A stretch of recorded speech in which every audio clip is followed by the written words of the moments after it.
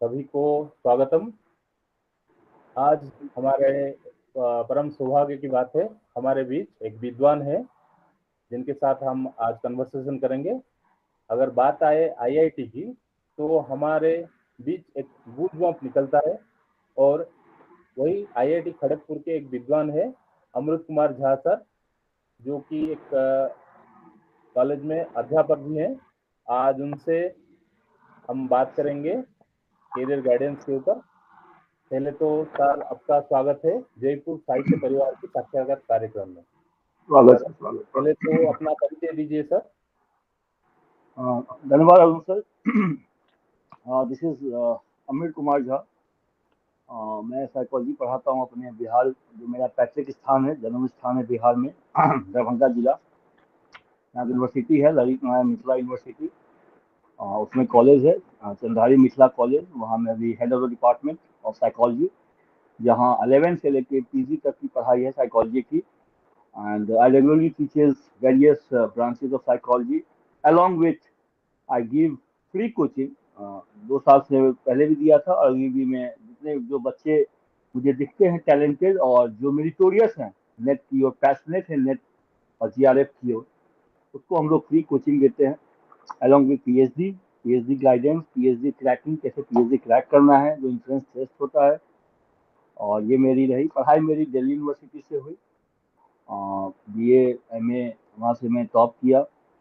फिर net GRF करके फिर मैं आईआईटी खड़गपुर की ओर रुख किया, और अभी पीएचडी परसुइंग है। थोड़े कामों को लेकर थोड़ा विलम्ब हो रहा है, लेकिन I have to do it.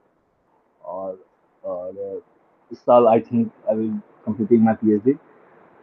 It's all about me. आप पेपर भी मेरे हैं, पब्लिकेशंस भी हैं। आप गूगल स्कॉलर पे, गूगल पे आप देख सकते हैं। हम लोगों ने पेपर लिखा था क्रोनोफोबिया पे, कोविड के टाइम में।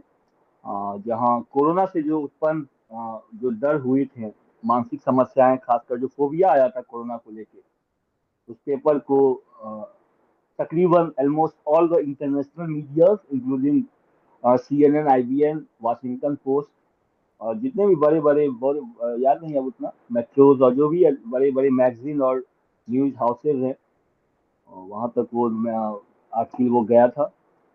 सो इट्स ऑल अबाउट मी। और talking about my passion, passion मेरा हमेशा से साइकोलॉजी रहा है।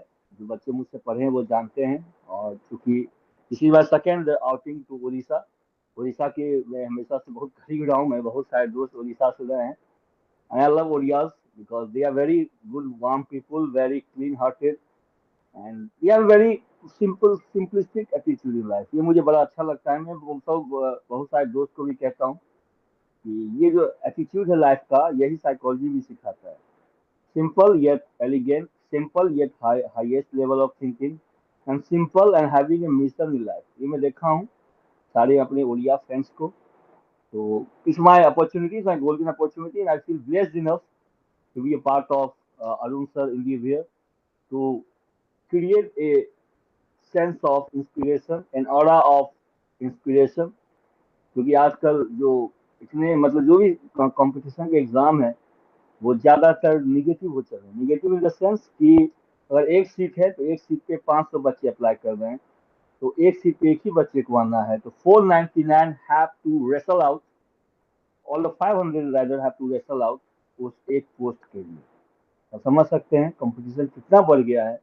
नेट एग्जाम में मुझे याद है, जब आवाज आ रही है ना सर, अरुण सर? आ रहे सर, आ रहे। नेट एग्जाम में मुझे याद है, जब मैं 2013 में नेट किया, 14 में जीआरएफ हुआ। आई रिमेम्बर कि इंटायर इंडिया में, पूरे नेट में तब 12 लाख बच्चे अपीयर या रजिस्टर किए थे, और 10 लाख बच्चे अपीयर हुए थे। इंटायर साइकोलॉजी में ही इतने टफ हो गया कंपटीशन। और रैदर थोड़ा सब्जेक्टिव मोड में आने में नेट की प्रतिशत बढ़ी है पहले से। लेकिन अभी मैं देख रहा हूँ वापस उसी मोड में जा रहा है, जो कि 2000 पहले से सब्जेक्टिव मोड में क्वेश्चन हुआ करता था, जहां गिने चुने बच्चे नेट और जीआरएफ करते थे। अभी भी मुझे ये लास्ट मुझे पता चला कि आपको 150 बच्चे, मतलब पूरे इंडिया में 350 बच्चे जीआरएफ करते थे। आज के टाइम में वही रेशियो है। और बातें भी चर्चा होंगी अभी, और सर अरुण सर के through. Thank you again to Arun sir for calling me, और ठीक है जितना सर, मुझसे हो और सकेगा बच्चों बहुत के ही लिए। इंस्पायर हाँ होंगे सर। सर आपके साथ कन्वर्सेशन करके। जी सर। तो पहले सर, क्वेश्चन से फॉर्मली जाने से पहले मैं आपसे जानना चाहूंगा, आईआईटी का आपका रास्ता कैसे तय हुआ, आप कैसे प्रिपेयर किए आईआईटी के लिए, उसके बारे में कुछ बताइए सर। सर आफ्टर एमए होता क्या है सर कि आपके जब आप किसी अच्छे यूनिवर्सिटी से या किसी सेंट्रल यूनिवर्सिटी से पीजी करते हो, तो मेरा मानना हमेशा से रहा है कि पढ़ाई obviously self study is the best study in the world. जब तक आप स्वयं से ना पढ़ेंगे, स्वयं के रिफ्लेक्टिव थॉट को आगे लेके नहीं आएंगे, आपकी जिंदगी के क्या उद्देश्य है, जिंदगी में क्या करना चाह रहे हैं, जिंदगी में मैं यही देखा हूँ कि जो जिंदगी है सभी का मोरलेस वो आप पे केंद्रित है, न्यूक्लियस जो है ना वो आप है। फर्स्ट ऑफ ऑल ये बहुत जरूरी है कि लाइफ का मिशन क्या है, ये प्राइमरी मोटिव है लाइफ के। बहुत सारे मोटिवेशन होते हैं, मोटिवेटर्स होते हैं लाइफ के, कोई सेकेंडरी, कोई प्राइमरी, कोई टर्सरी, कोई सोशल मोटिव है, किसी का सेल्फ मोटिव है। तो आदमी जब तक सेल्फ मोटिवेटेड है लाइफ में, आईआईटीज हुए, आईआईएम्स हुए, देखिए कितने बड़े बड़े इंस्टीट्यूट हैं, जितने भी डिफरेंट फील्ड में, not just in IITs IIM, बहुत सारे आइसल ऑफ एक्सीलेंस कहते हैं, बहुत सारे ऐसे हैं, और ऐसा ब्रांड बन गया है। मैं बहुत सारे बच्चों को भी देखा आईआईटी में जो कि लगता था कि आईआईटीएन है कि नहीं। हम लोग यहाँ एक इमेज सेट कर लिए, आईआईटीएन है तो ऐसा है तो वैसा है, these are nothing but stereotype. हाँ, उन्होंने मेहनत किया, वहां पहुंचे, और उस मेहनत के लिए सबसे जरूरी है कि आप सेल्फ मोटिवेटेड होना बहुत जरूरी है किसी भी बड़े इंस्टीट्यूट को क्रैक करने में, किसी भी बड़े एग्जाम को देने में। मेरा इससे सेल्फ मोटिवेशन, इसका मतलब होता है कि आप खुद से ही मोटिवेट होते हैं। हमारा जो मेरा सेल्फ मोटिवेशन कि आपको ये नहीं है कि कोई मुझे तारीफ करेगा तब मैं पढ़ाई करूंगा, या कोई मुझे अच्छा कहेगा तब मुझे मोटिवेशन आएगा, ऐसा नहीं होता।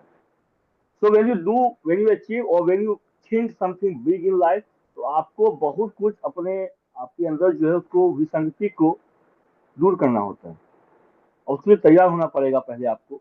स्ट्रैटेजी बहुत है, पहले सेल्फ मोटिवेटेड होना चाहिए आपको, और एक सस्टेन्ड अटेंशन होना चाहिए। मेरा से सस्टेन्ड अटेंशन इसका मतलब है कि ऐसे एग्जामों में आपको ये निश्चित है, मैं फिर से रिपीट कर रहा हूँ, ये निश्चित है कि आप विफलता का मुंह देखेंगे। और जब तक मैं खुद 5 बार, मैं 4 बार नेट फेल हो चुका हूँ, और 5वीं बार मैंने नेट क्रैक किया, और 6वीं बार जीआरएफ क्रैक किया, तो 4 बार जब मैं फेल हुआ, इसका मतलब उस टाइम तो होता था, मैं भी सेंस ऑफ इमेच्योरिटी थी, एज ऑफ इमेच्योरिटी थी, रोते भी थे कि क्यों नहीं क्रैक हो रहा है, कभी 2 नंबर से, कभी 4 नंबर से। लेकिन जो वो प्रोसेस थी डेढ़ डेढ़ सालों की मेरी, वो इतनी गहन, और इतना वो पैशन था, इतना वो भूख था करने का, कि अब हो गया 8 साल होने को आया है नेट जीआरएफ क्रैक किए हुए। अब शायद ही मुझे ऐसा कोई कंसेप्ट है साइकोलॉजी में जहां मुझे सोचना ना पड़, मतलब सोचना पड़ता हो। तो इतने चीजों को उस टाइम में हम लोग ने पढ़ा, लाइब्रेरी पढ़ते थे हम लोग दिल्ली यूनिवर्सिटी में, सारे चीजें कहीं ना कहीं फोटो कॉपी हो चुकी हैं दिमाग में, फिर मुझे बस रिवाइज करना होता है। तो कहने का मतलब ये, आप किसी बड़े एग्जाम के लिए, बड़े इंस्टीट्यूट के लिए मेहनत करते हो, तो मेहनत कभी खराब नहीं होती है। और वो 4 अटेम्प्ट मैंने नहीं लिए होते लाइफ के, और मैं छोड़ दिया होता नेट को कि मुझसे नहीं होने वाला है, ये मैं पर्सनल बात कर रहा हूँ जो मुझे एक्सपीरियंस किया लाइफ का, मैं कोई यूटोपियन थॉट्स नहीं लेके आ रहा हूँ, कोई फिलोसफी या कोई नेता नेता वाला मेरा भाषण नहीं है। ये मैंने हर बच्चों को भी कहता हूँ, आप मेहनत करते हो तो आपको कहीं ना कहीं उसका फल जरूर मिलेगा। मे भी आज ना मिले, 10 साल बाद मिले, 20 साल बाद मिले, मिलना जरूर है, ये मैं खुद एक्सपीरियंस किया हूँ। तो आप जब आईआईटी, आईआईएम्स या नेट, जीआरएफ, जो भी आपके मिशन है लाइफ के, बड़े मिशन है, बड़े आपके माइलस्टोन्स है, तो पहली बात है सेल्फ मोटिवेशन। सेकेंड, आप तैयार रहिए कि आपको विफलता का मुंह देखना होगा, तो be prepared for the worst, that's what I am trying to say. और तब उसके अनुसार तैयारी कीजिए। उसके बाद बेस्ट होता है जो भी बात होगी, क्वेश्चन बैंक देखो। और जब क्वेश्चन बैंक हम देखते हैं, खास कर मोस्टली एग्जाम अब हो चुके हैं सर एमसीक्यू पैटर्न पे, मल्टीपल चॉइस क्वेश्चन पैटर्न पे। तो एक क्वेश्चन में 5 क्वेश्चन छिपे होते हैं, एक तो क्वेश्चन खुद होता है, और 4 ऑप्शन होते हैं। तो जब आप क्वेश्चन बनाते हो तो पैसिवली मत बनाइए उसको, उसको एक्टिवली बनाइए। एक्टिवली बनाए, what I mean is that, आप एक क्वेश्चन तो बना लिए, और साथ में जो 3 ऑप्शन दिए हुए हैं उसको भी एक्सप्लोर कीजिए। इससे क्या होगा, आपका जो रेंज ऑफ नॉलेज है, रेंज ऑफ अंडरस्टैंडिंग है, वो बूमरैंग हो जाएगा, वो फैल जाएगा। और क्योंकि नेक्स्ट सारे जितने एग्जाम्स है वो आपको ऐसे, क्योंकि उनका मोटिव ही होता है, आप समझ सकते हो कि जहाँ पे 15 लाख 20 बच्चे अपीयर हो रहे हो और सीट हो बस 40,000 50,000 या मे भी 60,000, बातें मोस्ट टू मोस्ट 60-70 हजार में नहीं होगा। आप समझ सकते हो एक सीट पे कितना मतलब मारा मारी है। तो पहले आपका ये सब एग्जाम होते ही है मतलब निगेटिव एटीट्यूड के, उसको 500 में 1000 में एक को चुनना है, तो आपको उसके लिए तैयार होना पड़ेगा और ये सब चीजें आपको यूनिक करनी पड़ेगी।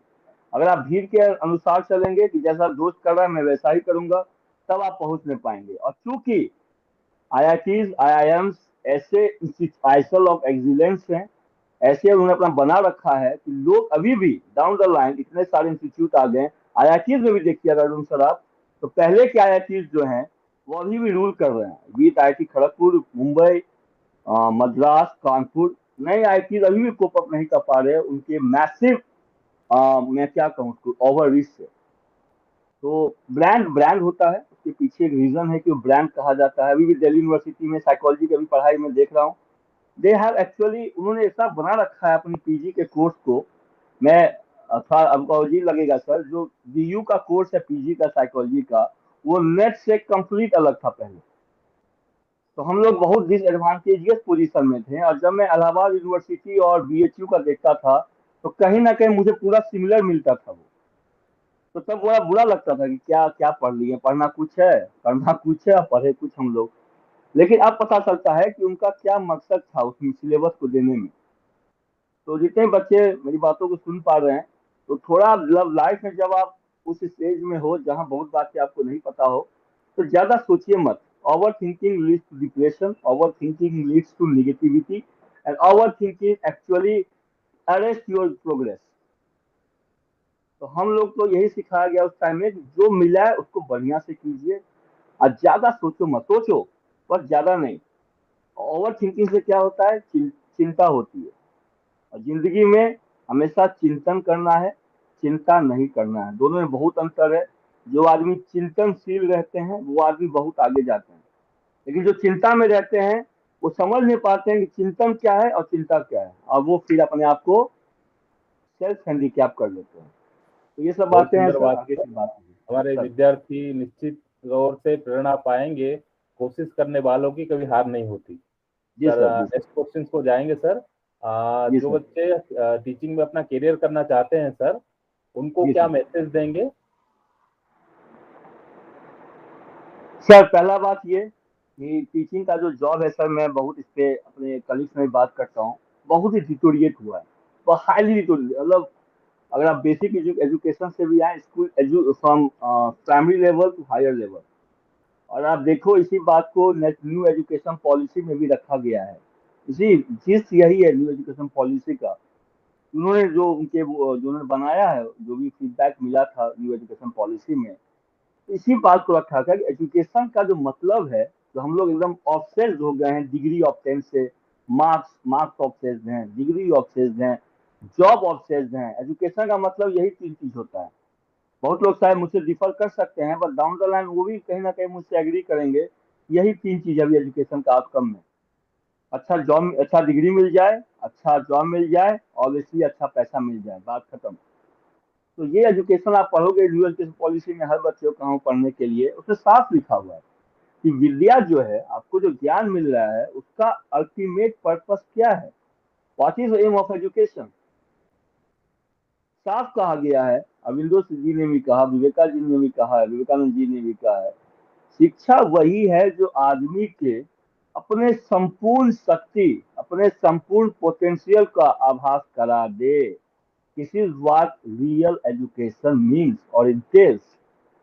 किसी भी एजुकेशन, कोई भी एजुकेशन हो लाइफ में, ये असली उसका जो बॉटम लाइन है किसी भी एजुकेशन के पर्पस का, यही है, और कुछ नहीं अंतर है। बाकी आप उसमें कितना भी आप मिट्टी डालो, जोर डालो, सीमेंट डालो, उसको बड़ा बड़ा बातों में रखो, but the crux of the matter is that education actually empowers you to grow into a person that you have always think of or thought of। यही एजुकेशन हमेशा से यही रहा, हम लोग का गुरुकुल सिस्टम में भी यही सिखाया गया। और एजुकेशन बस ये नहीं कि एक किताब ले लिए और किताब हम लोग पढ़ रहे हैं, वो एजुकेशन नहीं था। आप न्यू एजुकेशन पॉलिसी में देखो, उन्होंने कहा है कि हमारे वेदास में, हमारे उपनिषद में 64 कला ऑफ एजुकेशन की बात की गई है। तो हर एक चीज, ऐसा नहीं कि हम एजुकेशन समझ जाते हैं कि बस पढ़ाई अच्छा कर ली तो अच्छा बच्चा एजुकेटेड है। मैं बहुत बार बच्चों को, अपने पेरेंट्स को भी टोकता हूँ। आज मेरा प्रोग्राम भी है इस पे, रेडियो पे, All India Radio Darbhanga, Akashvani पे, family international day of family है सर। तो पेरेंटिंग में भी कहा जाता है कि एजुकेशन, आप बस पढ़ाई को रखोगे तो दिक्कत हो जाएगी। तो मैसेज यही सबसे इम्पोर्टेंट है कि एजुकेशन को लाइवली बनाओ, उसको एंजॉय करो। हमारे मोदी जी भी कहते हैं कि आनंद, काम को आनंद लीजिए, कि काम काम नहीं रहेगा। पूरा साइकोलॉजिकल उन्होंने उसमें अपना प्रिंसिपल रखा है, बहुत अच्छा रखा है ये। तो आप अगर एजुकेशन में जा रहे हो तो ये मत सोचो कि आपको एक इंडस्ट्री के लिए, एक फैक्ट्री के लिए कल के फ्यूचर को बनाना है। चाणक्य जी ने कहा है कि शिक्षक के गोद में प्रलय भी है, और शिक्षक के गोद में विकास भी है, निर्माण भी है। तो कल आप एक फ्यूचर को बना रहे हो, इससे बड़ी, मैं फिर कह रहा हूँ, मैं कोई भाषण नहीं दे रहा हूँ, मैं फील करता हूँ तब ये बात कह रहा हूँ आपको। सारे जितने बच्चे पढ़ाई को सुनेंगे, बात को सुनेंगे, कि आप ब्लेस्ड होइए। मैं हमेशा, मैं अपने घर का थर्ड जनरेशन प्रोफेसर हूँ। मेरे बाबा भी प्रोफेसर रहे, पापा भी हैं, सर्विंग है सेम यूनिवर्सिटी में, मैं भी हूँ। तो ये मैं शुरू से देखता रहा कि जब आप एक नए सृष्टि का निर्माण करो कहीं ना कहीं, कोई बच्चा आईएएस बनेगा, कोई बच्चा आपसे पढ़ के प्रोफेसर बनेगा, कोई बच्चा आपसे पढ़ के इंडस्ट्रियलिस्ट बन सकता है, कुछ भी बन सकता है। और एक बच्चा, जैसे 5 उंगली है, इंडिविजुअल डिफरेंस होते हैं, हम उसको एक, अगर उसको एक जगह उसको फिट करना बैठ जाएंगे ना तो दिक्कत हो जाएगी, ये दिक्कत होती है। तो आज के बच्चों को चाहिए कि डाइवर्सिटी को अप्रिशिएट करें। कोई बच्चा हो सकता है पढ़ाई में अच्छा हो, कोई म्यूजिक में अच्छा हो, कोई लिखने में अच्छा हो, कोई बोलने में अच्छा हो, कोई आर्ट में अच्छा हो। वैरायटीज ऑलवेज देयर, और सभी में कुछ ना कुछ स्किल है। वो आपको एज ए टीचर ग्रो करना है, उसको पहचानना है, इनरिच करना है, और उसको अप्रिशिएट करना है, दैट्स इट। बाकी आपका जॉब खत्म, यही मेन है। और मेन बात ये कि आप जॉब को एंजॉय कीजिए, और ऑब्वियसली इसको एज ए प्रोफेशन की तरह लीजिए, लेकिन थोड़ा सा उसमें sense of contributing to the society. हमारे आईआईटी में सर, मैं इसे खत्म कर रहा हूँ बात को अभी, जो आईआईटी खड़गपुर हमारा जो डिपार्टमेंट था, department of humanities and social science, HSS कहते हैं हम लोग उसे, उसका बड़ा अच्छा टैगलाइन था, knowledge starts with humanity and ends with humanity.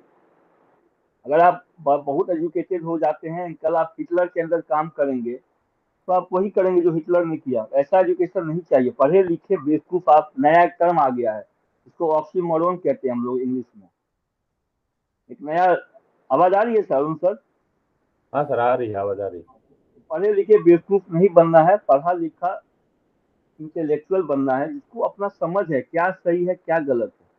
और मेन बात जो अभी मैं बात करूंगा सर, जो नए युवा वर्ग में देख रहा हूँ मैं, जिनको जनरेशन जेड और जनरेशन जेड कहा गया है, हम लोग तो थोड़े ओल्ड एज में आ गए, मतलब इनके मुकाबले। जो 95 के बाद जन्मे हैं उनको जनरेशन जेड कहा जाता है।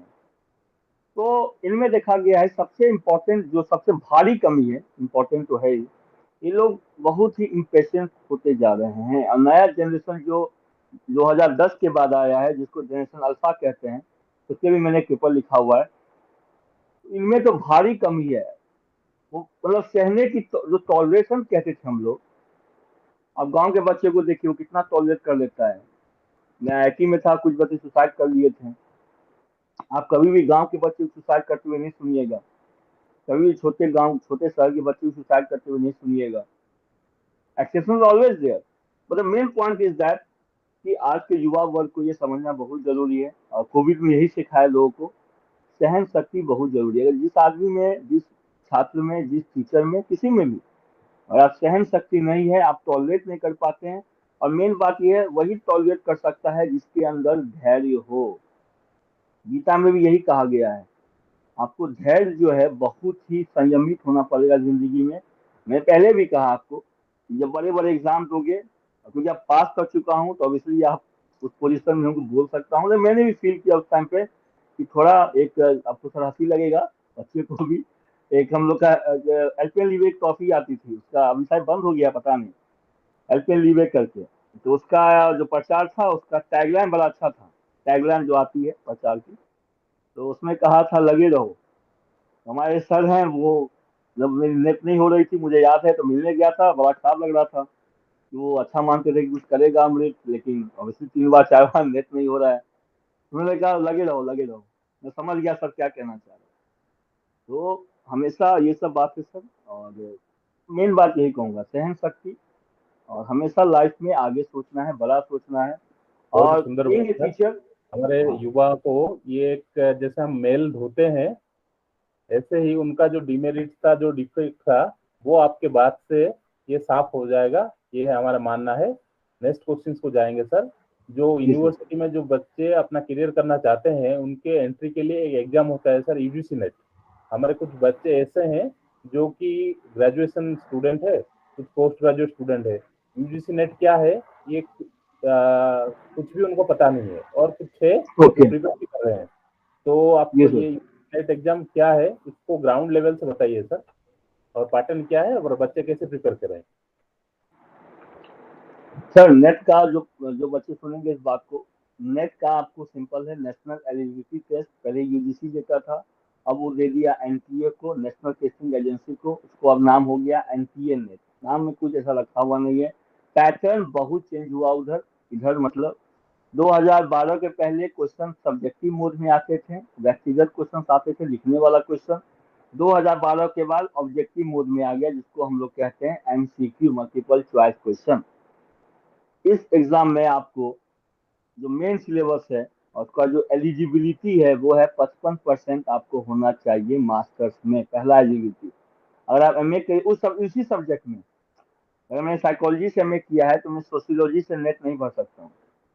लेकिन कुछ ऐसे सब्जेक्ट हैं जैसे गांधी स्टडीज है, वीमेन स्टडीज है, सोशल वर्क है, जहाँ एमए करोगे तब सोशियोलॉजी में जाके आप, कुछ कंसर्न सब्जेक्ट हैं, बाकी उनका मेन यही है कि जिस सब्जेक्ट में आपने एमए किया है, क्योंकि आपने मास्टर्स किया है। मास्टर्स का एक वैल्यू होता था पहले, इधर डाउन द लाइन बहुत डायल्यूट हुआ है उसका पावर, क्योंकि ऑब्वियसली पढ़ाई थोड़ा ऐसा हो गया कि लोगों को लग रहा है एमए कर लिए तो क्या हो जाएगा, वो कंपटीशन बहुत बढ़ गए। पहले एक टाइम में मुझे याद है पापा के सब टाइम में सुनते थे कि मतलब 100 में से कोई 5-10 बच्चा एमए किया, सीट भी बहुत बढ़ गई, तो वैल्यू कहीं ना कहीं घट गई एमए की। लेकिन जो पर्पस यही है नेट का कि आप जिस सब्जेक्ट में मास्टर्स की उपाधि हासिल किए हैं उसी सब्जेक्ट में आपको नेट एग्जाम देना होता है, क्योंकि it is highest level of exam for eligible to become a professor in any university from Kanya from Jammu Kashmir to Kanyakumari and from east to west. पूरे इंडिया में अगर आप नेट क्लियर करते हो कहीं भी आप एलिजिबल हो सकते हो। बीच में नया प्रोविजन आया यूजीसी का, जहां पीएचडी को मैंडेटरी किया गया था कि पीएचडी जरूरी है, लेकिन जो पीएचडी का जो रिसर्च का जो लेवल है इंडिया में किसी ने छिपा हुआ नहीं है। तो फिर वापस नेट को रखा भी चल ही रहा है बात, और 2025 तक नेट को मैंडेटरी कर रखा है। और होना भी चाहिए, क्योंकि मेरिट बेस्ड, क्योंकि आप पढ़ाई करवा रहे हैं और हायर एजुकेशन है। जैसे अमेरिका सब में क्या होता है, यही बात फिर बार बार मैं न्यू एजुकेशन पॉलिसी की बात करूंगा कि जो जो भी शख्स, जो व्यक्ति पढ़ाने के इच्छुक है, क्योंकि ये बात जो फॉर्मर एचआरडी मिनिस्टर थे रमेश पोखरियाल निशंक जी, उन्होंने भी कहा था कि शिक्षक वही बनता है जो, ये सब समाज में धारणा था पहले, अभी भी है कहीं ना कहीं, कि कुछ ना करो शिक्षक बन जाओ, कुछ ना करो तो टीचर बन जाते हैं। तो ये कुछ ना करो तो टीचर बन जाते हैं, तो समझ सकते हैं कि आगे क्या हम लोग सृष्टि या भविष्य का निर्माण करने वाले हैं। उस इस जो एटीट्यूड था, एटीट्यूड बनने में टाइम लगता है। एटीट्यूड ऐसा नहीं है कि आप इसके बारे में कोई विचारधारा बनने में बहुत समय लगती है। इस बात को एकदम स्कैटल किया गया, बंद किया गया, उसी की तैयारी है पूरी है कि जो आदमी, जो शख्स, जो भी छात्र सही में एजुकेशन देने के इच्छुक हैं, जो टीचर कहलाने के पात्र हैं, वही इसमें आएंगे। क्योंकि आप समझ सकते हो 15-17 लाख बच्चे बैठ रहे हैं और सीट 50-70 हजार है, और उसमें जीआरएफ, उसी एग्जाम में आप दो, अब जब फॉर्म भरोगे तो आपको दो ऑप्शन मिलता है। एक होता है वनली फॉर लेक्चरशिप और एक होता है नेट एंड जीआरएफ बोथ। तो जीआरएफ का मतलब होता है बाबू जूनियर रिसर्च फेलोशिप, जहां आप पीएचडी अगर करते हो उसी एग्जाम में अगर आप अच्छा ज्यादा नंबर लेके आते हो तो जीआरएफ आपको मिलता है, आपको पैसा मिलेगा। अभी शायद 32 हजार है पर मंथ, और उसी जीआरएफ को कंटिन्यू करते हो तो एसआरएफ मिलता है आपको, सीनियर रिसर्च फेलोशिप। वो फिर 35 हजार हो जाती है, और पर ईयर आपको 20,000 या 25,000 कॉन्टीजेंसी मिलता है, जिसमें आप सारा अपना स्टेशनरी का सामान सारा उसमें ले सकते हो। तो ऑल इन ऑल कोई टैक्स नहीं लगता है, आपको स्कॉलरशिप मिलता है भारत सरकार से, पीएचडी कीजिए अच्छे से। लेकिन इसको क्रैक करने के लिए आपको कहा मैंने कि पूरा आपको एमए का ज्ञान होना चाहिए, और एमए के साथ साथ या जो भी एमएससी या वाटेवर एमकॉम में है, आपका जो बेसिक्स है, बार बार बेसिक्स पे ही बात आती है। अब व्हेन आई से basics, that means graduation first, second और थर्ड ईयर, ये तीनों आपका एकदम क्रिस्टल क्लियर होना चाहिए। जिसका फंडामेंटल क्लियर है वो आज ना कल नेट और जीआरएफ क्लियर कर ही लेगा। जिसका फंडामेंटल ही गड़बड़ है, फिर आपको बहुत टाइम लग जाएगा उसको क्रैक करने में। एग्जाम जो होती है अब फुल्ली ऑनलाइन मोड में हो गई है कोरोना के बाद। बहुत जगह सेंटर है। दो पेपर का एग्जाम होता है, paper one, paper two. Paper one में डिफरेंट सारे कुछ वैरायटीज ऑफ एरियाज हैं, जो कि नॉर्मल हर एग्जाम में होता है। Current affairs, Indian education, research, reading comprehension, analytical ability, reasoning, maths, बहुत सारे 60-50 क्वेश्चन होते हैं। और आपका पेपर टू जो है, इसमें 100 क्वेश्चन होगा, वो आपके सब्जेक्ट स्पेसिफिक होगा। व्हेन आई से सब्जेक्ट स्पेसिफिक, दैट मीन्स जो मैंने पढ़ा है साइकोलॉजी एमए में या बीए में, क्वेश्चन 100 क्वेश्चन उसी पूरे में से पूछेगा। और चूंकि क्वेश्चन जो एग्जाम्स होते हैं वो इंटायर इंडिया में होता है, तो बास्केट ऑफ क्वेश्चन बहुत सारे होते हैं। तो आप इमेजिन कर सकते हो कि पूरे इंडिया का एग्जाम लेना है एनटीए को, आप उस पर जाओ। मतलब साइकोलॉजी में दो लेवल ऑफ प्रोसेसिंग होता है थॉट का, एक हम बोलते हैं बॉटम अप और एक बोलते हैं टॉप डाउन। तो टॉप जिंदगी में कभी ना कभी हमेशा काम करना चाहिए बॉटम अप, नीचे से ऊपर जाना काम करने में, लेकिन सोचने में हमेशा टॉप डाउन होना चाहिए। ये बेसिक फंडा है लाइफ का। तो अगर आप ऐसे सोचोगे, आप तुम ऐसे ही सोचो कि आप कोई एग्जाम लिए हो अपने गांव में ही, आपको कोई एक पोस्ट निकला, सपोज एक मैंने पोस्ट निकाला टीचर का। आप बेसिक में बात कीजिए, सब बच्चे शायद समझ जाएंगे इस बात को। आप गांव की बात करिए, अपने घर में आपको एक चाहिए माली, अपने माली के लिए पोस्ट निकाला। आवाज आ रही है सर? अरुण सर हाँ सर, आ रही। आ रही है? आपने एक माली के लिए एक वैकेंसी निकाली, और उसने बोल दिया कि ये एलिजिबिलिटी होना चाहिए माली का, उसको गार्डनिंग करने आना चाहिए, फूलों का नॉलेज होना चाहिए, जो भी होता है एक माली में। आपने आवेदन दिया, मतलब सॉरी आवेदन है, आपने एडवर्टीजमेंट किया पेपर में, सोशल मीडिया पर छाड़ा हुआ आजकल, हर जगह डाल दिया आपने। और उस आवेदन में 1000 माली आ गए आपको इंटरव्यू के लिए। आप सोचिए क्या होगा आपका। 1000 में आपको एक लेना है, किसको लीजिएगा? आप खुद इमेजिन कीजिए। उसी तरह नेट का भी एग्जाम है, कोई भी एग्जाम है, आप सीट इतना है, एप्लीकेशन इतने हैं, आप उसमें से उतने को चुनना है। किसको? एनटीए को। आप वहाँ एनटीए है, यहाँ एनटीए खुद आपका एग्जाम ले रहा है। तो आप अपने को वैसा समझिए कि घर के मालिक हैं, और 100 माली में एक माली को रखना है 1000 माली में से। आप किसको रखिएगा? इस क्वेश्चन का जवाब मैंने दूंगा, इस क्वेश्चन का जवाब आप ही दोगे। आप सोचोगे तभी जवाब मिलेगा। तो जवाब मिल जाएगा खुद आपको। मैं क्या कहना चाह रहा हूँ आपको, कि आपको बेटर दैन द रेस्ट बनना पड़ेगा, बेस्ट दैन द रेस्ट बनना पड़ेगा, तभी कोई एक माली को हम लेंगे। वो जो लेंगे उसको नॉलेज होना चाहिए। वो नॉलेज दो टाइप का नॉलेज होता है। जो आजकल पढ़ाई हो रही है, वो पढ़ाई हो रही है शैलो लेवल, मतलब शैलो मतलब सुपरफिशियल, नंबर के लिए हम पढ़ाई कर रहे हैं। कि हाँ पता है कि 5 क्वेश्चन पूछेगा एग्जाम में, तो 5 ही टॉपिक पढ़ेंगे, बाकी 5 को टाटा बाय बाय कर देंगे। नेट में कोई टाटा बाय बाय नहीं होता है, आपका पूरा पूछेगा, उसमें कोई ऑप्शन नहीं है बाबू। तो आप उसी 5 में रह जाओगे। हमारे से बहुत सारे दोस्त रहे, बच्चे भी हैं, जो कि टॉपर रहे अपनी यूनिवर्सिटीज में, लेकिन नेट एग्जाम में वो फिसड्डी हो गए, नहीं कर क्रैक कर पाए। रीजन यही था कि आप जब मार्क्स के लिए भागोगे तो बीए में तो टॉप कर जाओगे, एमए में भी टॉप कर सकते हो, लेकिन चूंकि आपका पूरा सिलेबस कवर नहीं है, आपने डीपर लेवल ऑफ अंडरस्टैंडिंग, आपने डीपर लेवल ऑफ नॉलेज के साथ, उस एटीट्यूड के साथ नहीं पढ़ा उस चीजों को। और हमारा एक चैप्टर है साइकोलॉजी में, जो मेमोरी, जो स्मृति हम लोग पढ़ते हैं, उसमें साफ कहा गया है, जब तक हम चीजों को डीपर लेवल ऑफ अंडरस्टैंडिंग के साथ नहीं पढ़ेंगे, तब तक हमारा मेमोरी जो है वो एसोसिएट नहीं कर पाएगा। और जितने नेट के एग्जाम होते हैं, मैंने कहा शुरू में ही, एक क्वेश्चन में 5 क्वेश्चन छिपा हुआ है। आप एक क्वेश्चन का जो जड़ है वो किसी से जुड़ा होगा, कुछ किसी ऑप्शन का जड़ किसी से जुड़ा होगा। तो आपको अपने मेंटल लेवल पे आपको एसोसिएशन करना आना चाहिए। अब वही बच्चा एग्जाम्पल दे सकता है, वही बच्चा एप्लीकेशन सोच सकता है, समझ सकता है, जिसका फंडामेंटल क्लियर है। ये मैं कहना चाह रहा हूँ।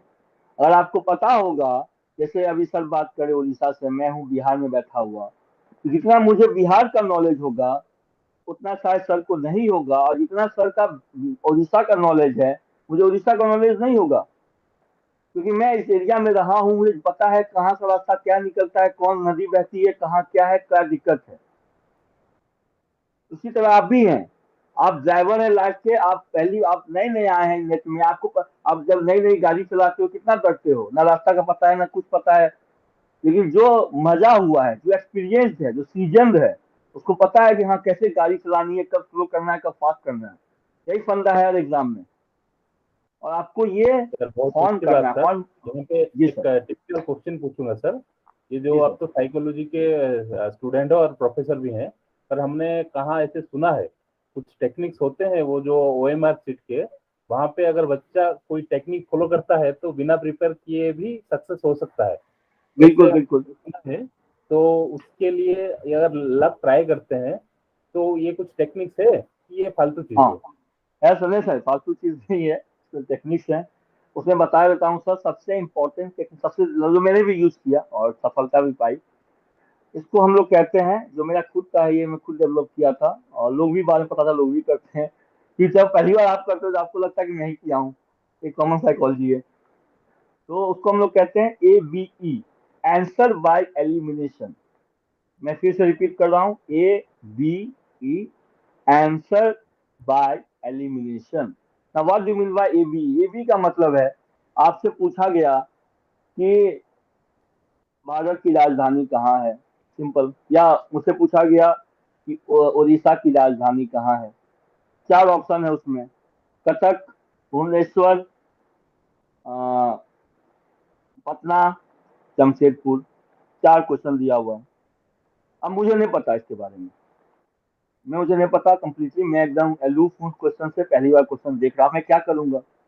अब मैं, क्योंकि इसमें टाइम लगेगा सर, मैं आता हूँ उस बात पे। अब मैं चारों ऑप्शन में से, जो केबीसी को देखते होंगे, जो 50-50 हम लोग करते थे, तो पहले हम दो ऑप्शन को हटाएंगे, एक एक करके, पहले एक को, फिर दो को, फिर तीन को। पहले बेस्ट होगा कि आप सीधे पहले दो को हटा दीजिए, सबसे बेस्ट यही होता है, क्योंकि आपको at the same time time का भी ख्याल रखना है। और मैं सारे बच्चों से अपील करूंगा, उनको ये बताऊंगा भी, कि अगर आप एक क्वेश्चन पे 2 से ज्यादा मिनट समय दे रहे हो पहली बार में, मैं आऊंगा जब एग्जाम की बात होगी, तो आप बहुत बड़े बेवकूफ हैं। अगर 2 मिनट से ज्यादा एक क्वेश्चन पे जा रहा है, आप सीधे क्वेश्चन को छोड़ दीजिए। मैं आ रहा हूँ उस बात पे अभी। तो आपको चार ऑप्शन दिया। मुझे नहीं पता था कि उड़ीसा की राजधानी कहाँ है, लेकिन मुझे ये पता है कि पटना जो है वो बिहार में है, और जमशेदपुर जो है वो किसमें है, झारखंड में है। तो मैं सीधे उसको क्रॉस कर दूंगा, मैं गया। अब मेरे पास बचा दो ऑप्शन, कटक और भुवनेश्वर।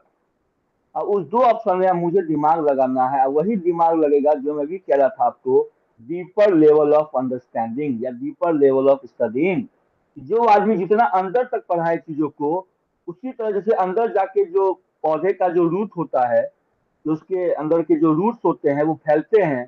तो जो आदमी, जो शख्स, जो छात्र जितना अंदर तक पढ़ाए चीजों को, वो जोड़ पाएगा। अब मैं जोड़ूंगा उस चीजों पे कि कथक जो है, उतना नाम नहीं सुना हूँ कथक का, कहीं उसका नाम भी नहीं सुना हूँ।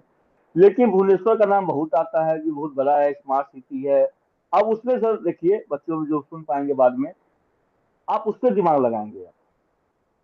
अब चूंकि आपने चीजों को पढ़ा है और लाइवली पढ़ा है, ये नहीं रट्टा मारा है। जो आदमी रट्टा मारेगा, वो मैं कहा आपको BA में टॉप कर जाओगे, लेकिन नेट एग्जाम में रट्टा मारने से कुछ नहीं होगा, फंस जाओगे आप। तो यहाँ आपको थोड़ा दिमाग लगेगा, नहीं कटक होगा कि भुवनेश्वर होगा, यहाँ दिमाग लगाइए कि भुवनेश्वर का नाम ज्यादा सुना हूँ, यह ज्यादा नाम आता है, स्मार्ट सिटी है। चलो भुवनेश्वर को ठीक मारता हूँ, ठीक हो जाएगा आपका आंसर। कहना आसान है, पर प्रोसेस यही है आपका। तो पहला है आंसर बाय एलिमिनेशन, कि एक एक करके, डरना नहीं है। और आऊंगा मैं मेन बात पे अभी। आपको हर एक क्वेश्चन का, ये सभी बच्चे ठीक से सुन लें, आपको हर एक एग्जामिनेशन का जो MCQ है खासकर, 3 रीडिंग देना है। कितना देना है? 3 रीडिंग। पहला रीडिंग हम लोग कहते हैं कि पूरे आप तीन सर एक्चुअली कुछ होता क्या है, क्वेश्चन 3 लेवल के होते हैं। पहला इजी, दूसरा मीडियम और तीसरा हार्ड होता है। तो पहला रीडिंग जब आप क्वेश्चन कर लोगे, अभी आप ओएमआर को देखो ही नहीं, बस क्वेश्चन पे टिक मारो। तो पहला अगर आप ओएमआर देख रहे हो पहली बार में, जो क्वेश्चन आपसे बन रहे हैं और आप 100% श्योर हो कि उड़ीसा की राजधानी भुवनेश्वर ही होगी, नवीन पटनायक ही सीएम है उड़ीसा के, तो आप कंफर्म है, तब टिक मारिए, आगे बढ़िए, उससे समय मत दीजिए, हो गया कंफर्म है, चलो आगे बढ़ो। तो पहली मान लो आपको मैं बताया कि सेकेंड जो ऑप्शन, सेकेंड जो पेपर है उसमें 100 क्वेश्चन है, तो 100 क्वेश्चन का पहला रीडिंग जब आप दोगे तो आपको जो इजी होगा वो आप कर लोगे। उसी में जो जिसमें आप फंस गए, मान लो कि हाँ ये हमको आ रहा है लेकिन ज्यादा टाइम नहीं देना अभी, उसको आप कुछ सिंबल बना लोगे क्वेश्चन पे, ये मीडियम है, हमको इसी पे टाइम देना है सेकेंड रीडिंग में। समझ पा रहे हैं सर? आप बढ़ते चलिए और उसमें डिसअपॉइंट नहीं होना है, क्योंकि बच्चे गलती क्या करते हैं, वो पहले जो आप ये बात ना मैं बता दूं, साइकोलॉजी का यही सबसे बड़ा यूएसपी है, साइकोलॉजी इज एवरीवेयर।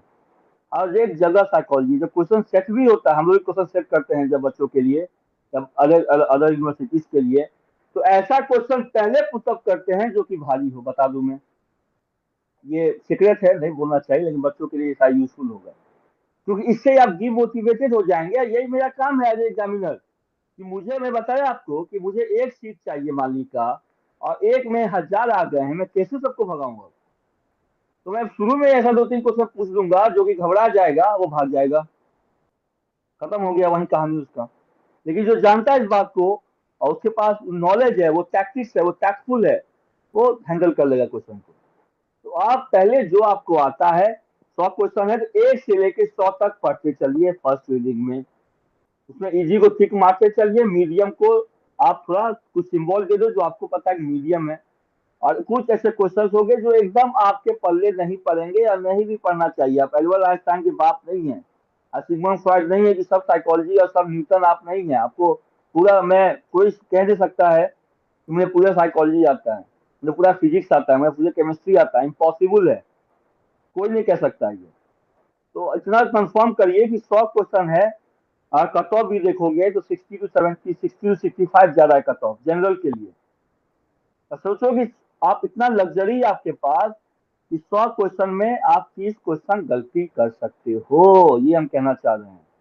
तो गलती कर सकते हो मतलब वो हार्ड क्वेश्चन होगा, आप उसको छोड़ दीजिए, बिल्कुल अटेम्प्ट मत करो उसको, पहली बार में छोड़ नहीं बनेगा हमसे, आगे चलो।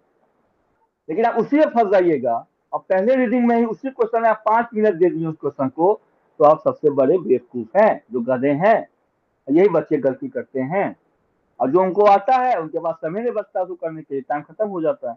तो आपको 3 रीडिंग देना है और ए बी करना है। पहली रीडिंग में इजी क्वेश्चन बना लो और ओएमआर पे गोला करते चलो, ये भी कोई गलती करते हैं बच्चे, वो लास्ट में गोला करेंगे और लास्ट में क्या होता है, आप पैनिक हो जाते हो, साइकोलॉजी ऐसे। और एक बार आप पैनिक हो गए तो सारा आपका किया किया हुआ पानी में गया, जीरो जीरो हो जाएगा। जो आपको बन चुका है वहीं पे आप गोला करते चलिए उसको, कंफर्म है जिसपे। अब आइए सेकेंड रीडिंग में। सेकेंड रीडिंग में आप मीडियम वाले क्वेश्चन पे अब टाइम लगेगा, अब डिजिटल टाइम देना आपको, क्योंकि आपने मीडियम, मैंने बताया आपको 50-50 करना है, कि 2 को एकदम हटा देना है, समझे, 2 ये नहीं होगा, 2 में मुझे दिमाग लगाना है। और उसी अगर आपने अगर ज्यादा पढ़ा हो तो आपको वहां काम आएगा, जो मैं पहले कहा हूँ। इसलिए कि हम लोग बुजुर्ग बड़े पापा मम्मी पापा कहते थे कि पढ़ो, अंदर तक पढ़ो, चीजों को समझ के पढ़ो। जो बच्चा समझ के पढ़ेगा वो ए फॉर एप्पल और ए फॉर एरोप्लेन भी बोल सकता है, लेकिन जो बच्चा रट के पढ़ेगा वो ए फॉर एप्पल में ही रह जाएगा जिंदगी भर। तो ये समझना बहुत जरूरी, मैंने कहा आपको काम होना चाहिए बॉटम अप और सोच होना चाहिए टॉप डाउन। तो वो आदमी बहुत आगे का सोचता है, तो उसे पता है करना क्या है और कैसे करना है। अब आदमी हर वर्ग में देखा हूँ, कभी आप बैठे हो बच्चे हमारे बात को सुनेंगे, साइकोलॉजिकली एक टिप्स देता हूँ, आप जितने भी आपके आइडियल्स हो लाइफ के, जो भी हो, जिसको आप आदर्श मानते हो, विवेकानंद जी हो, कोई भी आपको, सबका अपना अपना अपना है, हर एक का, कोई का धोनी होगा, किसी का तेंदुलकर होगा, किसी का विराट कोहली होगा, किसी का मोदी जी होंगे, किसी के राहुल गांधी होंगे, XYZ जो भी होंगे मुझे नहीं पता, लेकिन आप उसके पर्सनैलिटी को एक बार एनालाइज कीजिए। और सभी का एक नहीं होता है, 2 या 3 होता है। आप बैठो, टाइम लो, 10 मिनट, 20 मिनट, आधा घंटा, और आपके मान लो 3 आइडल है लाइफ के, सपोज धोनी है, मोदी जी हैं, सपोज कर रहा हूँ मैं, और तेंदुलकर है, या मम्मी पापा भी होंगे आपके। उसको देखो, हर एक शख्स में क्या सक्सेसफुल है, क्यों आप उसे मानते हो। कुछ तो रीजन होगा कि मैं धोनी को, मैं सचिन को हमेशा बहुत अपना वो माना, आइडल माना। तो आप जिस आदमी को मानते हो, ये साइकोलॉजी में बहुत बच्चों को ये बात बताता हूँ, आप जिससे प्रेरणा प्रेरणा लेते हो, मम्मी से या पापा से या अपने बाबा से, जिससे भी, आप उसी की तरह बनना चाहते हो, ये मैं कहना चाह रहा हूँ। तो आप जिसको लाइफ में, आपको जो भी बनना है, आपके प्रेरक आपके सामने हैं, वो आपके प्रतिबिंब हैं। प्रतिबिंब का मतलब मिरर है। अगर मैं अब्दुल कलाम आजाद जी को मानता हूँ, तो मैं उनकी तरह कहीं ना कहीं बनना चाह रहा हूँ। अगर मैं सचिन को मानता हूँ, तो मैं उनकी तरह कहीं ना कहीं बनना चाह रहा हूँ। कंप्लीटली नहीं बनूंगा, तो मेरी पहचान अलग है सबसे, लेकिन आप उनके अक्स को, उनके अच्छे अच्छाई को अपने में समाहित करना चाहते हैं। इस हर एक आदमी की साइकोलॉजी है। तो आप कभी बैठो, अपने जीवन के आदर्श का पर्सनालिटी एनालिसिस करो कि आदमी में क्या ऐसा है कि मुझे अच्छा लगता है। जैसे हम, मुझे याद है बच्चे में हम लोग बॉलीवुड के हीरो को देख के बहुत इंस्पायर होते थे कि बाल ऐसे रखता है, वो कपड़ा ऐसा पहनता है, वो स्टाइल ऐसा मारता है, तो हम लोग एनालाइज करते थे, उसको ऑब्जर्वेशनल। वही आपको करना है, वो जब कीजिएगा तो आपको बहुत कुछ मिलेगा। और मैं फिर कहूंगा, बहुत ये अच्छी बात भी है। करना है। हाँ ये निश्चित तौर पे हमारे बच्चे प्रेरणा पाएंगे सर इससे। और जी सर। हम अभी डिस्कशन का मोड चेंज करते हैं सर। आते हैं कुछ सोशल लाइफ के लिए। आज तो आप बोल रहे थे फैमिली डे है, तो आ, एक टिपिकल चीज होती है सर युवा अवस्था में। जो लोग प्रेम में पड़ के जो सक्सेस सक्सेस होते हैं तो वो ठीक है, पर वो जो अनसक्सेस होते हैं तो कुछ लोग देखते हैं कि वो सुसाइड भी करते हैं, डीप लेवल ऑफ डिप्रेशन में रहते हैं। तो ये प्रॉब्लम मैंने कुछ पढ़ा है सर। मैं तो साइंस का स्टूडेंट नहीं हूँ, पर एक हार्मोन होता है डोपामाइन। राइट। तो जो जब वो ज्यादा क्षरण होता है तो ये हमारे इमोशन ज्यादा होते हैं। तो इस ये जो आतंकवादी है युवा अवस्था में, ये जो प्रेम नाम का चीज है, इससे हम कैसे सामना करें, इसको थोड़ा मैसेज दीजिए सर। बहुत ही ज्वलंत मुद्दा उठाया आपने। और ये, जो मुझे लगता है, ये मतलब वैश्विक है और ऐतिहासिक है। ये पुरखों से चला आ रहा है, ऐसा नहीं है कि हमारे जनरेशन में ये हुआ है। ये पहले से हम लोग सुनते आ रहे हैं, किसी के साथ ये हुआ, किसी के साथ वो हुआ। मेरा ये मानना है सर, तो जैसे आज के लाइफ में सर, आप अभी हम बात कर रहे हैं तो सामने हमारा मोबाइल है और टेक्नोलॉजी है। जिस तरह हम टेक्नोलॉजी को अपने से अब अलग नहीं सोच पा सकते हैं, इम्पॉसिबल है। हम किसी बच्चे को मोबाइल से उसको भगा दे, भागो मोबाइल नहीं यूज करना है, तो हमसे बड़ा बेवकूफ कोई नहीं है। तो ये आप, अब ऐसा हम लोग ऐसे परिदृश्य में आ चुके हैं जहाँ टेक्नोलॉजी से हम दूर नहीं भाग सकते हैं। उसी तरह प्रेम का जो विषय है, वो अपने आप में ही बेहद, बच्चों के लिए मैं कह रहा हूँ, बेहद प्रेम, जो आपने हार्मोन का नाम लिया, तो 3 हार्मोन इसमें इंपॉर्टेंट है: डोपामाइन, इंडोर्फिन और ऑक्सीटोसिन। ये तीनों हार्मोन जो होते हैं, ये तीनों हार्मोनों सेक्रेशन होता है जब प्रेम में पड़ते हो। और इसी सेक्रेशन की वजह से आपको अच्छा लगता है। और जब आपको अच्छा लगता है तो आपको प्लेजर मिलता है। जब प्लेजर मिलता है, तो वहाँ साइकोलॉजी का फिर एक प्रिंसिपल आता है, आप उसको और करना चाहते हो। इसको हम लोग रीइंफोर्समेंट प्रिंसिपल कहते हैं। जो जिस काम आपको, इसीलिए हम लोग फेसबुक, इसीलिए हम लोग इंस्टाग्राम, इसीलिए हम लोग ट्विटर पे इतना एक्टिव रहते हैं, जो बच्चे एक्टिव हैं। क्या है कि उनको लगता है कि ऐसा करने से बार बार उनको जो रिवार्ड सर्किट है वो रीइंफोर्स हो रहा है। उनको अच्छा लगता है कि लोग उनको अप्रिशिएट करते हैं, उनको सब्सक्राइब करते हैं, उनको लाइक करते हैं, वो शेयर करते हैं। अब इट गिव्स देम प्लेजर।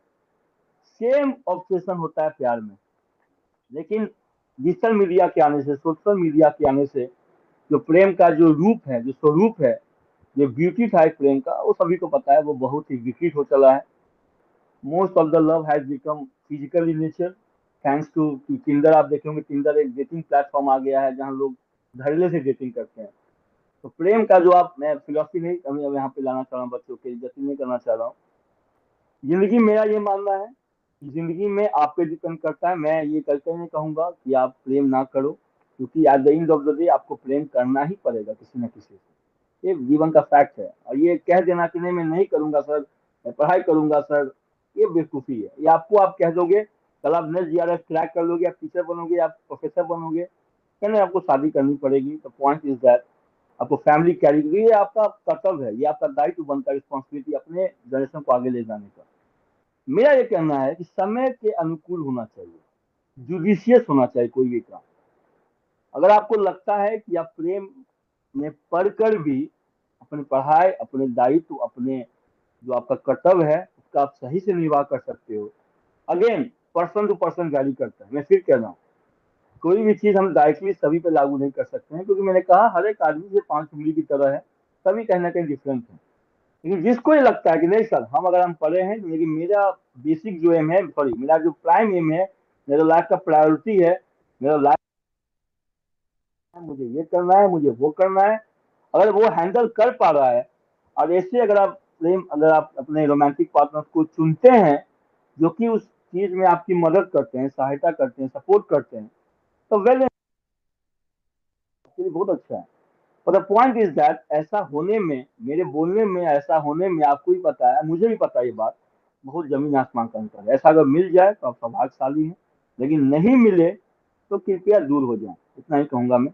दूर होने का मतलब है उसको समय दें, क्योंकि आप, आपको लाइफ में 2020 नहीं खेलने आए आप यहाँ पे टेस्ट खेलने आए। दोनों में अंतर है, आप क्रिकेट खेलते होंगे, जानते होंगे इस बात को। टेस्ट में आपका कैरेक्टर का टेस्ट होता है। 2020 में आए, छक्का मारे और आप फिट हो गए, 0 पे आउट हो गए, कोई पूछेगा भी नहीं आपको। लेकिन टेस्ट में अगर आप टिके भी रहे हैं और 0 पे भी हैं, तब भी लोग आपको अप्रिशिएट करेंगे, क्योंकि आपके पास कैलिबर है टिकने का।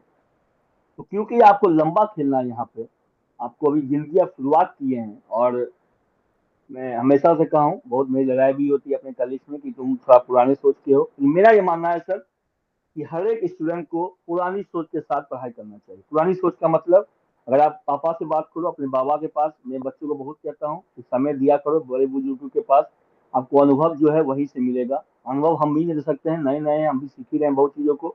लेकिन जब आप बड़े बड़े बुजुर्गों के पास बैठते हो, दादी नानी बाबा, तो आपको ऐसा चीज सुनने को मिलेगा, सीखने को मिलेगा, जो कि दुनिया के किसी भी किताब में नहीं मिल सकता है, जिसको हम प्रैक्टिकल इंटेलिजेंस कहते हैं। आप अमेरिका की किताब पढ़ रहे हो, यूएसए की किताब पढ़ रहे हो, आप वेस्टर्न किताब पढ़ रहे हो, लेकिन रहना आपको उड़ीसा में है, मुझे रहना बिहार में है, तो चीजों को रखना होगा। वेस्टर्न मीडिया, वेस्टर्न चीज इतने इम्पोर्ट होते जा रहे हैं कि अपनी जो लोकल, जो हमारा जो मतलब एसेट है उसको हम भूल रहे हैं, जो कल्चर है उसको भूलते जा रहे हैं। तो आप बैठिए उनके पास, उनसे पूछिए कि पापा आप कैसे पढ़ते थे, बाबा आप कैसे पढ़ाई की, और वो पता चलेगा इनकी जिंदगी कैसे गुजरी है, उन्होंने कितना मेहनत किया, कैसे मेहनत किया।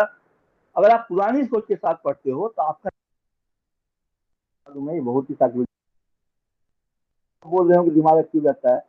तो अभी आपको एग्जांपल दे दूं, आप गूगल कर लेना मेरे खत्म होने के बाद इस टॉक को।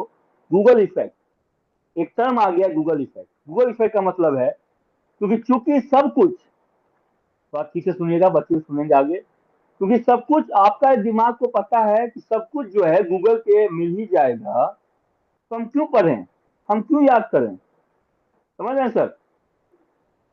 तो चूंकि आपको एक डिपेंडेंसी मिल गई है, आप निर्भर हो गए हैं, आत्मनिर्भर नहीं हुए हैं, आप निर्भर हो गए हैं। जो मोदी जी को मंत्र दिया गया है, आप आत्मनिर्भर ना होके दूसरों पर निर्भर, दूसरा मतलब यहाँ पे कौन है, गूगल बाबा है, और आप अपने दिमाग का यूज नहीं कर रहे हैं, तो किसकी घाटा हो रही है, आपकी घाटा हो रही है। आप ग्रो नहीं कर पा रहे हैं, आप अपने आप को विकसित नहीं कर पा रहे हैं, क्योंकि आपके पास गूगल बाबा खड़े हैं, अपना सब कुछ लेके आओ, आप मुझसे पूछो सब मिल जाएगा, मुझे सब बता दूंगा मैं। तो गूगल जो है बाबा ही है, बाबा की तरह बताएंगे। लेकिन आपको जिंदगी में क्या करना है, कंप्यूटर का फिलोसफी है GIGO. GIGO stand for garbage in garbage out. आप जो गूगल को दोगे गूगल वही बताएगा। और आपका दिमाग जो है, बच्चा बच्चे में बहुत ये मानसिक डिवीजन आ गया है, विभ्रमता आ गई है कि मुझे बहुत कुछ आता है। अरे आपको नहीं कुछ आता है, ये समझिए। मैं बहुत बच्चों को बताता हूँ इस बात में क्लास में। आपको लगता है कि आपको बहुत कुछ आता है, लेकिन आपको नहीं आ रहा है, गूगल बाबा की देन है। और आपने गूगल बाबा को अपना समझ लिया है कि नहीं मुझे बहुत कुछ आता है। और एज ए टीचर बहुत चैलेंजिंग हो गया है सर। बच्चे ध्यान में गूगल कर लेंगे, आपसे एक क्वेश्चन प्रश्न शुरू कर लेंगे, सर क्योंकि आपका इंटेंशन इंटरव्यू कहीं ना है कहीं। सर, हाँ सर। आपका 11 बजे इंटरव्यू है सर, हम सर थर्ड अभी में 10 मिनट है सर, 10 मिनट है मेरे लेंगे। पास। जी सर। नेक्स्ट क्वेश्चन जाए सर। हाँ सर। तो नेक्स्ट क्वेश्चन होगा, हमारे सोसाइटी में अब क्या समस्या जो है, जो आपको गंभीर तौर पे आंदोलित करती है, और उसका हम समाधान कैसे करेंगे? सर वैसे तो बहुत समस्याएं हैं, सभी को पता है, और समस्याएं होना भी चाहिए। समस्या अगर नहीं भी होंगी, अगर नहीं होंगी तो आप लाइफ में कहीं ना कहीं विकसित नहीं हो पा रहे हैं। तो हम लोग तो ऐसी साइकोलॉजी में हर एक चीज का निगेटिव और पॉजिटिव लेके चलते हैं। एज ए स्टूडेंट मुझे लगता है कि मैं भी, पोस्ट अलग है लेकिन कहीं ना कहीं हम सभी स्टूडेंट लाइफ में हमेशा स्टूडेंट बन के रहना चाहिए। जो मैं पढ़ाई का सिचुएशन देख रहा हूँ, और जो शिक्षकों, बच्चों शिक्षकों के प्रति बच्चों का जो उदासीनता है, शिक्षा के प्रति तो हो ही गई है, इसमें कोई दो राय नहीं है, लेकिन शिक्षकों के प्रति भी गजब उदासीनता आ गई है। मुझे याद है जब बच्चे हम लोग शिक्षक के साथ पढ़ते थे, रिस्पेक्ट होता था कि सर कुछ बोल रहे हैं, मतलब कुछ मीनिंग है। आज आज तीसरा कुछ बोलिए, बहुत बच्चे आपको कहीं ना कहीं रिटॉर्ट करते हैं। एक फीलिंग ऑफ प्रतिरोध, जो हम लोग हिंदी में कहते हैं प्रतिरोध करना। सबसे बड़ी समस्या मैं देख रहा हूँ सर, बच्चों में अगर बात करूँ तो मैंने कहा धैर्य की कमी, दूसरा रेस्पेक्ट की कमी, रेस्पेक्ट देना वो छोड़ दिए हैं। और उनकी भी गलती नहीं है, आपने जन्मते उनको मोबाइल, आईफोन, आईपैड सब कुछ भर दिया उनके दिमाग में, अलेक्सा है। रेस्पेक्ट कब आती है? जब आप उनकी जरूरत को पूरा करें। सिंपल साइकोलॉजी है। अगर कल का बच्चा अपने मम्मी से, पापा से, बाबा से, दादा से कुछ पूछता था, तो वो समझता था कि नहीं मेरे पास है, कोई दादा है, बाबा है सुनाने के लिए, समझाने के लिए। आप उसको मोबाइल दे दिए हैं, वो पूरी लगा हुआ है, चाहे आपकी वैल्यू करेगा। वही बच्चा फिर आगे जब जाता है तो आपकी कम से कम उसको सिखाया ही नहीं गया। और ये बहुत इंपॉर्टेंट है, पेरेंटिंग जो है सर, कोविड में देखा गया। और क्योंकि सबसे ज्यादा जो घातक हुआ है किसी जनरेशन के लिए कोविड, वो बच्चों के लिए हुआ है।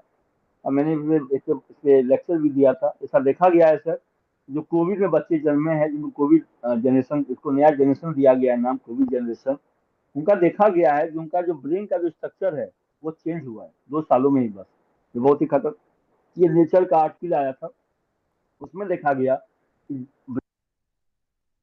हो गई है कोविड।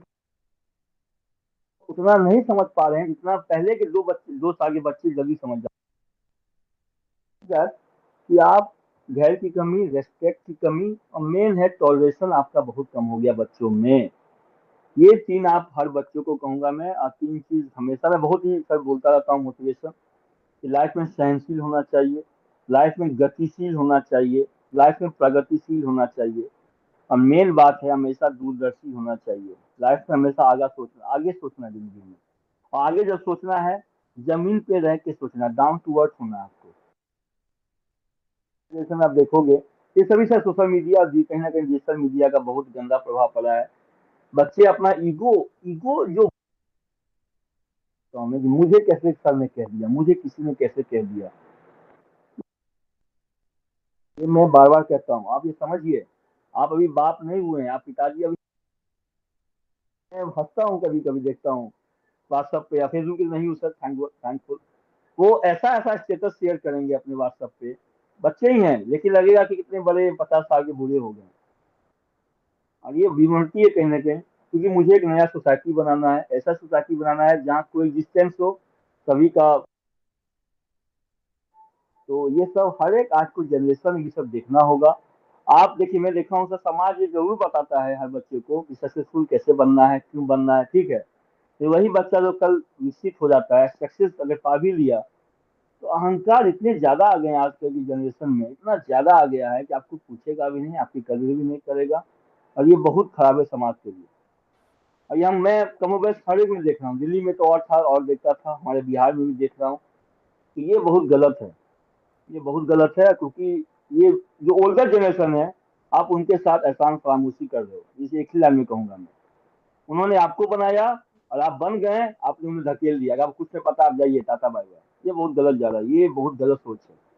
मैं कहा आपको, धैर्य की कमी, सम्मान की कमी, सहनशीलता की कमी, ये हर एक बच्चों में कमी है। नेट जीआरएफ कोई बड़ी बात नहीं है, यूपीएससी भी कोई बड़ी, लाइफ में कुछ भी ऐसा कोई बड़ा नहीं है। हमको लगता, मुझे लगता था मैं बच्चा था, बहुत बड़ी बात है, ऐसा कुछ नहीं है। पाने के बाद लगता है कि नहीं, समाज में अगर आप ठीक से जी रहे हो, सबको अच्छे से, मैं कहा आपको कंट्रीब्यूट करना सोसाइटी में। अब मेरा क्या प्लान कर्तव्य है, जितना मुझे साइकोलॉजी आता है वो कल के जनरेशन को भी आए, वो कल साइकोलॉजी को और बढ़ाए। बेसिक ऑब्जेक्टिव मेरा यही रहेगा, जब भी रहूंगा आगे तक। हर एक बच्चों को ऐसे सोचना कि लंबा बड़ा सोचिए, ये नहीं कि नेट जीआर जिंदगी में नेट जीआरएफ करना है, खत्म खत्म हो गया। अगर जिस दिन आपका नेट जीआरएफ होगा, आप प्रोफेसर बन जाएंगे, आपको जीवन में कुछ मिलेगा नहीं करने को, आप कंप्लीटली वैकेंट हो गए लाइफ में। वो गोल नहीं है लाइफ का, वो मिनी गोल है। वो आपका गोल बड़ा होना चाहिए। मुझे अच्छा प्रोफेसर बनना है, मुझे समाज को ऐसे, बच्चों को ऐसे पढ़ाना है। और NET JRF is the means, is the road, is the path to that goal, ये कह रहा हूँ मैं। आपको आईएएस बनना है, आईएएस बनना गोल नहीं होना चाहिए, ये गलत आप जा रहे हो। IAS is the means to something bigger than IAS itself. मुझे अच्छा प्रशासक बनना है, मुझे अच्छा ऐसा समाज को क्रिएट करना है जहाँ सभी का वो उद्धार हो, ये गोल होना चाहिए आपका, बड़ा होना चाहिए। वो मूवी सर था ना इंसेप्शन से, उसमें। नेक्स्ट हाँ क्वेश्चन सर। जाएंगे सर। जी सर। तो हमारे जो ये कार्यक्रम है, इससे रिलेटेड एक क्वेश्चन है सर। हमारा जो नाम है जयपुर साहित्य परिवार, हमारा लिटरेचर वाच करते हैं सर। तो आपका क्या मानना है सर, हमारे सक्सेसफुल लाइफ के लिए लिटरेचर का कुछ रोल होता है सर? बहुत ज्यादा रोल है सर। साहित्य आपको दर्पण देता है। अभी मैं दिखा नहीं सकता हूँ, अगर मैं दिखा पाऊँ तो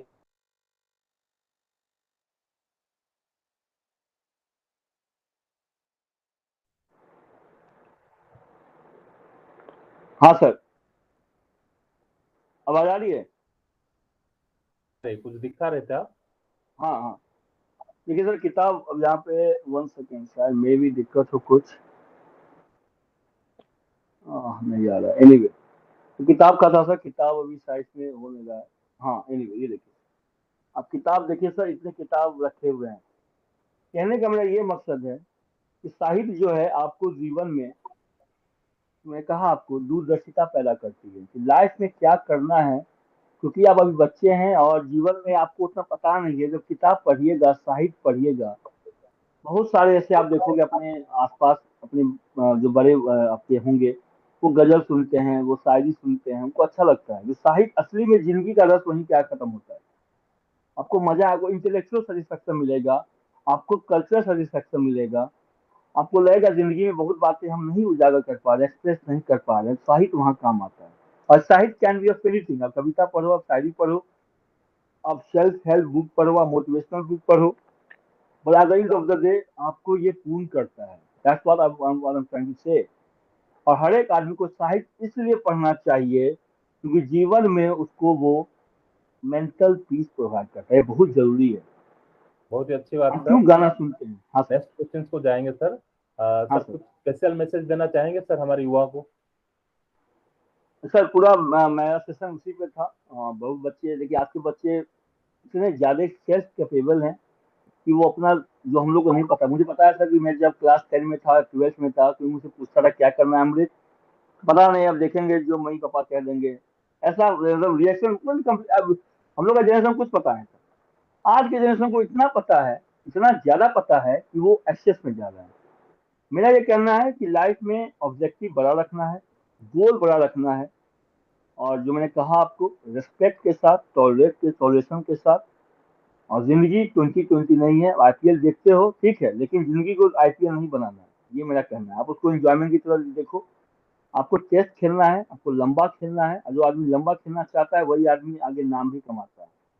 और हमेशा समाज की ओर सोचो, यही मेन है। समाज, सोशल साइंस के हम लोग विद्यार्थी हैं। क्या the end of the day आपको लगेगा कि हमने अगर सब कुछ पा लिया तो हमने क्या दिया समाज को, तो आप जीरो हो जाओगे। फिर आपको खुद खराब लगेगा, क्या मतलब मेरा, आपने 100 पब्लिकेशन किया, आपने 500 पब्लिकेशन किए, आपने 1000 पब्लिकेशन किया, आपको 1000 लोग बुला रहे हैं इंटरव्यू में, ये कर रहे हैं, वो कर रहे हैं, यहाँ अपने गांव में, अपने समाज में अपने बच्चे को ठीक से पढ़ाई नहीं करवाया, कुछ मतलब। ये मैं ये नहीं कह रहा हूँ कि वो दया दृष्टि दिखाना। अगर आपको लगता है कि मेरे कुछ करने से किसी का भविष्य बदल सकता है, कुछ भी, आप दोनों पैसे की बात कर रहा हूँ मैं, आप किताब ही दो, आप किसी को मुफ्त ज्ञान ही दे दो, और उसको जिंदगी में वो चेंज हो रहा है आपकी वजह से, उससे बड़ा कोई अचीवमेंट नहीं है लाइफ में। ऐसा आपको अंदर से फीलिंग आएगी, this is the best thing ever happen to me. तो ये जरूर रखिए, ये हमेशा, ये आपका कर्म है, कर्म ही वापस घूम के आता है। तो आपको अच्छा लगेगा जीवन में। हमेशा बुजुर्ग के साथ बैठिए, उनसे सीखिए, उनसे पूछिए, उनके जीवन काल घटनाक्रम के बारे में पूछिए, आपको प्रैक्टिकल नॉलेज मिलेगा। किताब पढ़ा कीजिए, बहुत सारे किताब हैं साइकोलॉजी में, बहुत सारे किताब है, 2-3 किताब का नाम बता भी दूंगा, दे ही रहा हूँ मैं। मैन सर्च फॉर मीनिंग है, जीवन के तलाश में मनुष्य, विक्टर फ्रैंकल की किताब है, इसको पढ़िए। हम लोग छोटी छोटी बातों पे रूठ जाते हैं, गुस्सा हो जाते हैं, इस किताब को पढ़िएगा, आपको लगेगा कि हमारा दुनिया में कितना गम है, मेरा गम कितना कम है। ये बहुत जरूरी है बच्चों के लिए, इस किताब को पढ़िए। फिर आपको और भी है बहुत किताब, ये एक अभी नई बुक आई है सर, एटॉमिक हैबिट्स, उसको भी आप बच्चे पढ़ सकते हैं। एक थिंक अगेन करके बुक है, बहुत सारे बुक साइकोलॉजी जो आपको अच्छा लगे, ये मैं पढ़ रहा हूँ तो मुझे अच्छा लगा है किताब। और जीवन में हमेशा मेंटल पीस बना के रखना है, बिकॉज अप एंड डाउन होंगे लाइफ में, ये बेसिक लाइफ का साइकिल है। और आप मेंटल पीस खो दोगे तो लाइफ में आप सब कुछ खो दोगे। तो कहा भी जाता है कि character is lost, everything is lost. तो मेंटल पीस को बना के रखो, स्पिरिचुअल रहो, भगवान पे आस्था रखो, जगन्नाथ पे आस्था रखो। मेरे पीछे जगन्नाथ जी आप देख रहे हैं, मैं हमेशा उनको वाद पेपर पे रखता हूँ, तो मेरे पीछे लगता है कि भगवान का आशीर्वाद है। अपना अपना सोच है, सभी की अपनी सोच है, और अप्रिशिएट करना चाहिए सभी को। ये मैं देखता हूँ कि बहुत ही क्रिटिसाइजिंग टेंडेंसी आ गई है कि वो ऐसा है, वो ऐसा है, वो ऐसा है, वो ऐसा है। आप अपना ये ना, आप किसी को जज करते हो तो आप अपनी जो कचरा है आपके दिमाग में वो ट्रांसफर करते हो, कुछ नहीं करते। मुझे पता है साइकोलॉजी में ही हम लोग करते हैं। तो ज्यादा किसी को जज नहीं करना है, और इतना टाइम काहे देना है दूसरे को यार। अपना काम करो, अपना कर्तव्य करो, तुम अपना अच्छा काम करते चलो, काम नॉर्मल हो जाएगा, जिंदगी आसान हो जाएगी। दूसरे पे फोकस रखोगे, दूसरा ये करता है, दूसरा वो करता है, दूसरा उंगली कर रहा है, दूसरा वो कर रहा है, आपकी जिंदगी झंड हो जाएगी। अपने काम में फोकस रखो, तरीका से काम करो, कर्तव्य निभाओ, दायित्व निभाओ, पापा मम्मी के साथ घुमा करो, एंजॉय करो लाइफ को। बेसिक फंडा यही है। और लाइफ में मिशन हमेशा बड़ा रखो, यही कहूंगा। दुख भी झेलो, सुख भी झेलो, लेकिन बोल्ड होके। अब ये नहीं 4 बार नेट नहीं हुआ, 4 बार TRF नहीं हुआ सर, हम बर्बाद हो गए सर, हमारी गर्लफ्रेंड हमसे बात नहीं कर रही है सर, हम क्या करें जीवन में सर, बॉयफ्रेंड मेरा ये हो गया है। अरे भाई, मम्मी पापा आपके साथ हैं अभी लाइफ में, कहा आपको समय दो सभी चीजों को। समय के पहले कोई काम करोगे तो फिर क्या कहें, इमेच्योर हो जाओगे। यही बात है सर। ठीक है सर, बहुत बहुत ठीक धन्यवाद है सर। सर। हमारा कुछ बुक होता है तो वो कुछ कीड़े मकोड़े लग के वो नष्ट हो जाते हैं, पर आपने जो नॉलेज दिया है हमारे युवा को, सिर्फ उड़ीसा के नहीं, हमारे सारे इंडिया में जितने भी स्टेट्स हैं वो सारे आज इंस्पायर होंगे। और ये जो हमारा डिस्कशन है, हमारे ये जब तक हमारा सोसाइटी रहेगा सर, ये स्टॉक होके रहेगा। और जी ये सर। जो आपका जो सेशन है सर, अनेक बच्चों के जीवन में ये एक लाइट की तरह उनको हमेशा प्रेरणा देगा सर। और हम आज के कार्यक्रम को यही समाप्त करते हैं, और आपके सुदीर्घ निरामय जीवन के लिए हम भगवान जगन्नाथ जी के लिए के समक्ष प्रार्थना करते हैं। बिल्कुल। नमस्कार। धन्यवाद।